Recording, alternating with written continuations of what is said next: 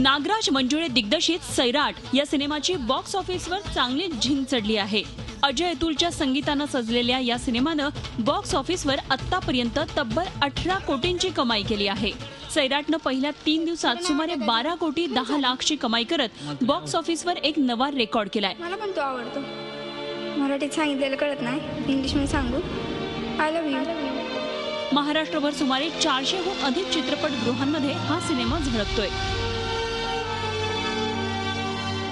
सुरुवातीला 8500 शोज होते, मात्र आता प्रेक्षकांचा वाढता प्रतिसाद पाहून शोजची संख्याही वाढवण्यात आली आहे.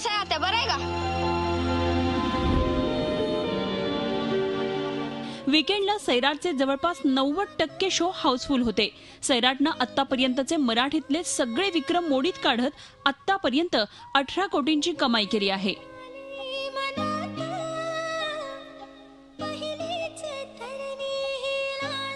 आपल्या फिल्मसाठी राष्ट्रीय पुरस्कार मिळवणारा दिग्दर्शक म्हणजे नागराज मंजुळे. नागराजनं दिग्दर्शित केलेला फॅन्ड्री प्रेक्षकांच्या चांगलाच पसंतीस पडला होता. फॅन्ड्री पाठोपाठ नागराजनं आता सैराटद्वारे आपण खरे हुकमी डिरेक्टर असल्याचंच जणू दाखवून दिलंय.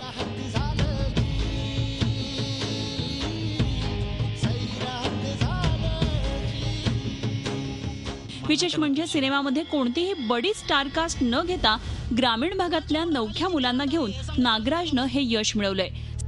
तालुका सांभाळायचा राहू द्या,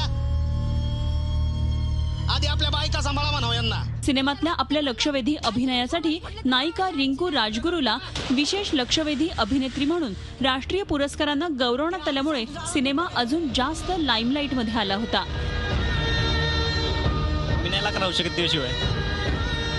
अर्ची आणि परशाची ही एपिक निरागस लव्ह स्टोरी रसिकांच्या पचनी पडली असून या दोन्ही नवख्या कलाकारांनी अवघ्या महाराष्ट्राला वेड लावलं आहे. खरं तर खूप दिवसांनी, कदाचित खूप वर्षांनी अशा प्रकारची प्रेम कहाणी आपल्या भेटीला आली आहे. अर्ची आणि परशाची ही लव्ह स्टोरी आहे. आज समाज प्रगती करतोय, जग पुढे चाललंय, विचारसरणी बदलतीये, अनेक जुन्या रूढी परंपरा मागे टाकून प्रगतीच्या दिशेने प्रत्येक जण वाटचाल करतोय. अशातच गरीब श्रीमंत, जात पात, धर्माच्या नावावर आजही भेदभाव करणारी मानसिकता अस्तित्वात आहे. हे वास्तव नाकारता येत नाही. आजही भारतात ऑनर किलिंग ही गंभीर समस्या बनत चालली आहे आणि नेमका नागराजनं याच विषयाला हात घातलाय. त्यामुळे सिनेमाचा शेवट कुठेतरी मनाला चटका लावणारा आहे. त्यामुळे सैराटनं बॉक्स ऑफिसवर धुमाकूळ घातलाय. त्यामुळे सैराट बॉक्स ऑफिसवरील अजून सगळे रेकॉर्ड तोडेल असं चित्र सध्या तरी दिसतंय. आता सलग 2 सुपरहिट सिनेमे दिल्यानं आता यशाची हॅट्रिक करण्यासाठी नागराज कोणता सिनेमा निवडतो याचीही सगळ्यांना उत्सुकता आहे. कपिल देशपांडेसह bureau report, Zee media, Mumbai. Zee 24 तास रहा एक पाऊल पुढे.